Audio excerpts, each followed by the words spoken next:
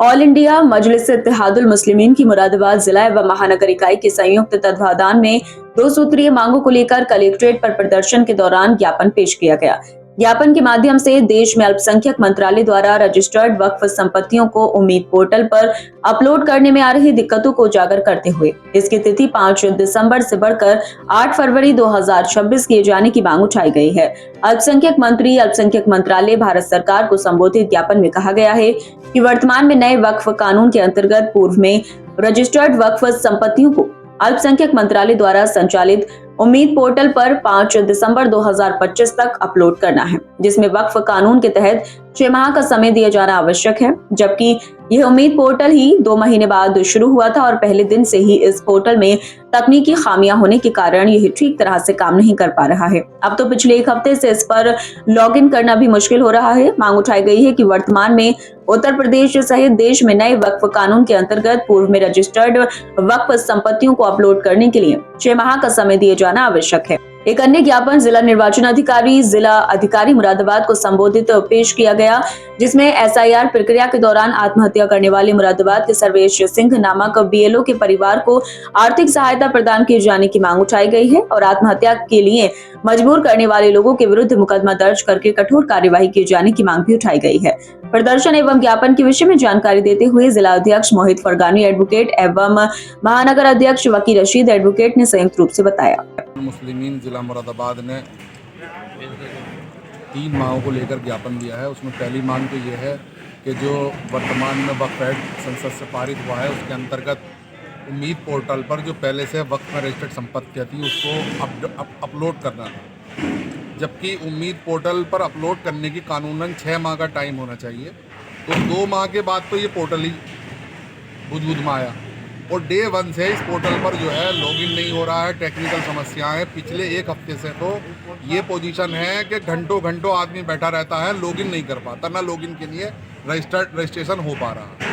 तो वो जो संपत्तियां हैं, जो औकाफ हैं, जो जायदादें हैं वक्त की, वो किस तरीके से होंगी जब वो चीज़ ही काम ना कर रही।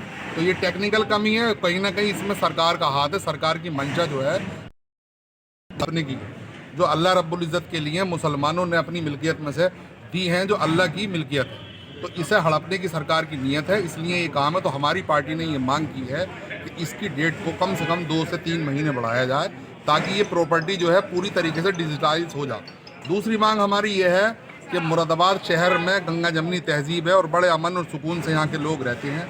कुछ लोग जो है वो इस शहर की फ़िज़ा को ख़राब करना चाहते हैं। अभी कुछ दिन पहले ही आपने देखा होगा कि हमारे यहाँ पहलवान साहब की एक ज़ारत है, उसको लेकर कुछ संगठनों ने, कुछ लोगों ने, पसंद लोग हैं और जो चाहते हैं कि यहाँ शहर की फ़िज़ा ख़राब हो, लाजपत नगर की फ़िज़ा ख़राब हो, उसके लिए उन्होंने दिया है। तो हमने मांग की ऐसे लोगों पे जो है सख्त कानूनी कार्रवाई की जाए ताकि शहर की फ़िज़ा और अमन जो है वो ख़राब ना हो।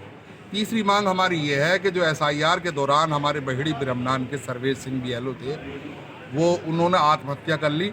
तो जो आत्महत्या के लिए जो सिस्टम जिम्मेदार है, जो अधिकारी जिम्मेदार हैं, उन पर कानूनी कार्रवाई हो, उन पर हत्या का मुकदमा दर्ज हो और सर्वेश सिंह के परिवार को 50 लाख रुपए का जो है उन्हें मुआवजा दिया जाए, क्योंकि उनकी बेटी जो हैं, 4 बेटियां हैं, उनकी बेटियों की शिक्षा का, अच्छी शिक्षा का व्यवस्था हो, यही हमारी मांग है। वक्फ संपत्ति को लेके जो रजिस्ट्रेशन की बात चल रही है और पोर्टल पे उसको डिजिटलाइजेशन की बात चल रही है, तो वो डिजिटलाइजेशन पूरा नहीं हो पा रहा। उसमें सबसे बड़ा मैटर तो टेक्निकल एरर का है, साइट ही नहीं चलती है। सिस्टम ऐसा बनाया है कि लोग रजिस्ट्रेशन ही ना कर पाए। सिस्टम ऐसा है कि लोग रजिस्ट्रेशन ही ना कर पाए। हमारी मांग है कि उस रजिस्ट्रेशन की डेट 5 दिसंबर की थी, उसको कम से कम 2 महीने बढ़ाया जाए ताकि पूरा डिजिटलाइजेशन का प्रोसेस पूरा हो सके, सारी वक्फ की संपत्तियां दर्ज। ये महसूस होता है कि सरकार चाहती है कि लोग डिजिटलाइजेशन ना करा पाए और सरकार जो है मुसलमानों की संपत्ति को जब्त कर ले, हड़प कर ले। दूसरे किस मुद्दे को लेकर के? दूसरा जो एक हमारे शहीद हुए हैं बीएलओ साहब, सर्वेश सिंह साहब, उन्होंने आत्महत्या करी है। उन पर इतना प्रेशर था अधिकारियों का या जिन भी लोगों का, इस सिस्टम का प्रेशर था। तो इस सिस्टम में जो लोग दोषी हैं उन पर कोई कार्रवाई होगी नहीं होगी। लोग अपनी जानों से जाते चले जाएंगे, लोग अपनी जान देते चले जाएंगे और किसी पे कोई कान पे सरकार की जूं नहीं देख रही। तो ये तो सिस्टम का फेलियर है, जिन लोगों की वजह से उनकी आत्महत्या हुई है। आज एक सरकारी अधिकारी वो बीएलओ मरे हैं, सुनने में आ रहा 20 मर गए, 25 मर गए, 30 मर गए पूरे हिंदुस्तान में। तो ये तो सिस्टम जो है वो उन लोगों पे प्रेशराइज कर रहा है, उन पे दबाव बना रहा है। तो हमारे जो अधिकारी हैं उनकी जानें महफूज नहीं है यहाँ पर। इस सरकार में हमारे जितने भी सरकारी कर्मचारी हैं, अधिकारी हैं, उनकी जानें महफूज नहीं है। तो हमारी मांग है कि सर्वेश जी के परिवार को 50 लाख का मुआवजा दिया जाए, उनको सरकारी नौकरी दी जाए, उनके बच्चों का पढ़ाई का इंतजाम किया जाए।